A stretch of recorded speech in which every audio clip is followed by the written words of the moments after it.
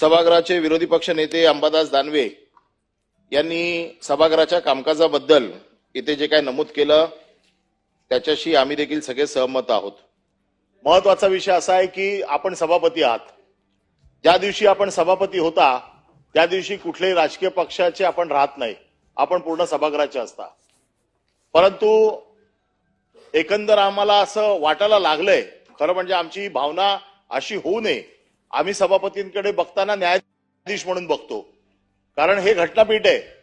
ही काय अशी गावच्या चौकावरची खुर्ची नाहीये की याच्यावरती काही बसलं आणि काही केलं तर चालतं। या सभागृहात जे काही निर्णय होतात याची दखल देश पातळीवरती घेतली जाते। या सभागृहात जे रुलिंग दिले जातात याची देखील दखल देश पातळीवरती घेतली जाते। मी ज्या काही दिवसामध्ये जे काही रुलिंग्स बघतोय, या नियमबाह्य रुलिंग्स, केवळ तुमच्या रुलिंग्स हायकोर्टात चॅलेंज करता येत नाही। या एका शॅडो खाली किंवा एका अम्ब्रेला खाली हवा तशा रुलिंग दिल्या जात आहेत। घटनेची पायमल्ली होते, घटना तोडली मोडली जाते। कारण मी काल देखील सगळ्या वरिष्ठ वकिलांना जे घटनेचे तज्ञ आहेत या तज्ञ वकिलांशी बोलून मी माझं मत मांडतोय। घटनेची आपण 2 दिवस आपल्या सभागृहात बैठक होणार आहे, त्या दिवशी मी सविस्तर बोलीन घटनेबद्दल की कशी घटनेची मोडतोड या सभागृहामध्ये होते। पण महत्वाचा विषय असा आहे की बिझनेस ऑफ द हाऊसचा एक आपल्याकडे प्रथा परंपरा आहे। आपल्याकडे जो काय बिझनेस येतो तो आपल्याकडे लेखी स्वरूपात येतो आणि बिझनेस खाली वर करायचा अधिकार हा तुम्हाला आहे, पण तो तुम्हाला करताना हाऊसचा कन्सेन्स घ्यावा लागतो। असं एकतर्फी करता येत नाही, हाऊसचा कन्सेन्स घ्यावा लागतो। संसदीय कार्यमंत्र्यांना विश्वासात घ्यावं लागतं। संसदीय कार्यमंत्री सभागृहात टेबल करतात, हाऊसचा कन्सेन्स घेतात आणि त्याच्यानंतर बिझनेसमध्ये खालीवर करायचा अधिकार हा आपला आहे। आम्ही त्या अधिकारात पण जात नाही। पण आजकाल काय चाललंय, पॉइंट ऑफ इन्फॉर्मेशन मध्ये विश्वासाचा ठराव येतो। रिमूव्हलच्या प्रस्तावाला आम्हाला 14 दिवसाची नोटीस, त्याच्यानंतर 7 दिवस, आणि त्यांच्या प्रस्तावाला पॉइंट ऑफ प्रोसिजर किंवा पॉइंट ऑफ इन्फॉर्मेशन जी आहे, इन्फॉर्मेशन कुठली द्यावी लागते जे जगाला माहित नाहीये, बाहेर कोणाला माहित नाहीये, परंतु मला कळलंय आणि मला सभागृह चालू असताना पहिलं सभागृहात येऊन सांगायचंय, म्हणून मला पॉइंट ऑफ इन्फॉर्मेशनच्या माध्यमातून द्यावी लागते माहिती। आदित्य ठाकरेंची केस ही कोर्टात किती दिवस चालू आहे? ही गेले 5 वर्ष चालू आहे। याच्यामध्ये सीबीआयची चौकशी झाली, याच्यामध्ये सीआयडीची चौकशी झाली, परत ह्याची एसआयटी चौकशी झाली। एसआयटीच्या चौकशीचा रिपोर्ट टेबल कुठे गेला? का नाही टेबल केला 1.5 वर्ष? ज्या एसआयटीचे अधिकारी आहेत त्यांच्यावरती कारवाई करा की त्यांनी 1.5 वर्षामध्ये टेबल केला नाही रिपोर्ट म्हणून। मग तुम्ही फक्त काय शिळ्या कडीला ऊत आणून तुमचे सगळे विषय बाजूला जावेत म्हणून आणता काय? औरंगजेबाची कबर काल राष्ट्रीय स्वयंसेवक संघाने पूर्ण चेपून टाकली। आज दुसरा विषय नाही, आदित्य ठाकरे ठीक आहे, आदित्य ठाकरेंची चौकशी करायला आमचं काहीच म्हणणं नाहीये। ह्या सभागृहात मंत्री उत्तर देताना काय देतात की मॅटर सबज्युडाइज आहे, कोर्टाच्या समोर आहे, न्याय प्रविष्ट आहे। हे प्रकरण तुम्हाला माहित नाही, एका सामाजिक कार्यकर्त्याने आता पण कोर्टामध्ये त्याची हिअरिंग चालू आहे। 17 फेब्रुवारीला त्याची हिअरिंग फायनल होणार होती, त्या दिवशी मुख्य न्यायमूर्ती इथे नव्हते म्हणून त्याला पुढची डेट दिली।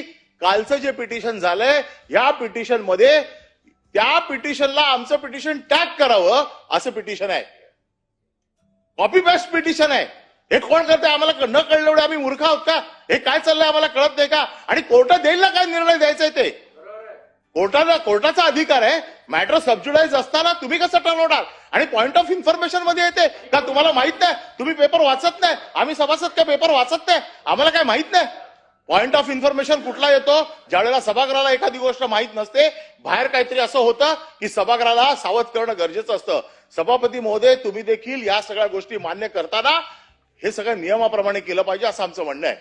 आणि म्हणून आदित्य ठाकरेंच्या वरती आज ज्यांनी प्रस्ताव आणलाय त्यांचं एकच ट्विट मी वाचून दाखवतो। त्यावेळेचं ट्विट त्यांचं काय, डॉक्टर मनीषा कायंदे त्यांनी ट्विट केले। त्यावेळेला सीबीआयचा रिपोर्ट आला, सीबीआयने ज्यावेळेला क्लीन चिट दिली त्यावेळेला सत्य परेशान हो सकता है पराजित नहीं, याची प्रचिती देशवासियांना आलेली आहे। दिशा सालियनचा मृत्यू अपघाताने झाला असल्याची सीबीआयच्या अहवालात उघड झाले आहे, पण भाजप आणि राणे गँगने त्याचा बाजारायण संबंध जोडून थैथयाट केला। आरोप करणाऱ्यांनी आता नाक घासून आदित्य ठाकरे यांची माफी मागावी। पुढे गेल्या द्या। ह्या मनीषा कायंदे सरड्यापेक्षा फास्ट रंग बदलला. अरे सरड्याला लाज वाटली. सरडा परवा सरड्यापेक्षा फास्ट रंग बदलला का? तर आता उपसभापतीच्या पोस्टवरती लक्ष आहे. आता नाही आहे ना, सत्य का? नाकारलं का? नाही नाकारलं का? हे नाकारलं का सांगा मला. हे ट्विट नाकारलं का? नाही महिलांचा अपमान नाही. हे महिलांनी केलेलं आहे. हे आता त्यांचं उपसभापतीकडे लक्ष लागलंय, त्या खुर्चीकडे लक्ष लागलंय. वरिष्ठांना खुश करायचंय. वरिष्ठांना खुश करण्यासाठी अशा प्रकारचे आरोप करायचे. अरे सरडा पण लाजला. सरडा सकाळी माझ्या घरासमोर चालला होता, पळाला. सरडाला पण शरम वाटते. काय चाललंय? काय चाललंय सभापती महोदय? मला परवानगी दिली आहे, मला संरक्षण द्या. हे काय चाललंय सभागृहामध्ये? कधी पण उठा, खाली बसवा ना, याला खाली बसवा. सभापती महोदय, माझं म्हणणं आहे आदित्य ठाकरेंचा आपल्याला वेळ दिली मी बोलायला, आपला बोलून झालेला आहे. मला वाटतं आपण आता एकच मिनिट संबोधो. आदित्य ठाकरेंचा या केसशी संबंध असेल त्याची काळजी कोर्ट घेईल. एसआयटी रिपोर्ट सबमिट नाही केला, कारवाई करा. आणि दुसरी गोष्ट जी अंबादास दानवेंनी सांगितली, संजय राठोडची केस, जयकुमार गोरेची केस, याच्या बाबतीत तोंड उघडता. त्या जयकुमार गोरेच्या केसच्या बाबतीत तोंड उघडत नाही.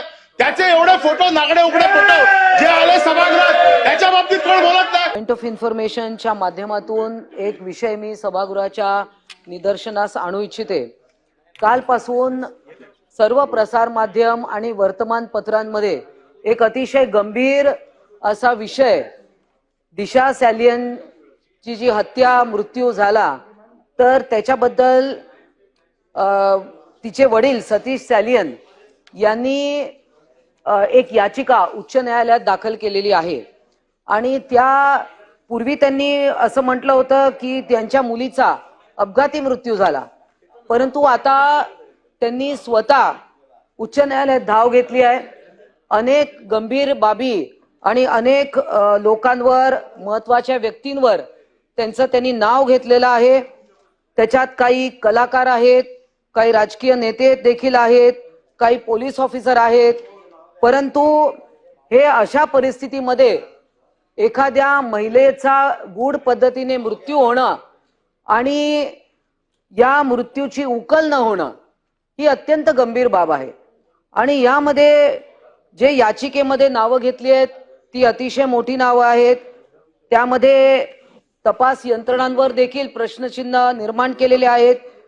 3 ते 20 ऑगस्ट 2020 या काळातील विविध सीसीटीव्ही फुटेज असेल किंवा पोलीस यंत्रणांनी काही माहिती दाबलेली आहे, अशा अनेक गोष्टी त्याच्यात नमूद केलेल्या आहेत. मुंबईच्या माजी महापौर यांच्यावर देखील गंभीर आरोप, हे प्रकरण दाबून टाकण्यासाठी वारंवार ज्या विक्टिम आहे त्यांच्या घरी जाणं, त्यांच्यावर दबाव टाकणं, अशा पद्धतीच्या या गोष्टी घडलेल्या आहेत. आणि त्यामुळे या सभागृहामध्ये मी हा विषय आणत आहे. एका महिलेच्या आयुष्याशी हा संबंधित निगडित आहे. आणि एक होतकरू महिला जी एंटरटेनमेंट इंडस्ट्रीमध्ये स्वतःचं नाव ती प्रस्थापित करत होती, परंतु तिचा अशा पद्धतीने, गूढ पद्धतीने मृत्यू होणं आणि त्या कुटुंबाला जवळपास नजर कैदेत ठेवल्यासारखं वागवणं, या फार गंभीर गोष्टी आहे. या सगळ्या बाबी सभागृहाच्या समोर आणाव्याशा वाटल्या मला या पॉइंट ऑफ इन्फॉर्मेशनच्या माध्यमातून. आणि त्यामुळे या गंभीर विषयाकडे सभागृहाचं लक्ष मी वेधू इच्छिते, आपल्या निदर्शनास देखील मी आणू इच्छिते. आणि म्हणून हा पॉइंट ऑफ इन्फॉर्मेशन मांडला आहे. अनेक पोलीस तपास देखील त्याच्यावरही त्यांचा विश्वास नाहीये. परंतु हा विषय पुन्हा एकदा, कारण आतापर्यंत दिशा सॅलियनच्या कुटुंबातील कोणीच कोर्टात गेलं नव्हतं, पण आता स्वतः वडील सतीश सॅलियन हे कोर्टात गेलेले आहेत. उच्च न्यायालयात त्यांनी धाव घेतली आहे आणि त्यांच्या मुलीच्या मृत्यू पश्चात ते तिच्यासाठी न्याय मांडत आहे. या ठिकाणी मी हे नमूद करू इच्छिते.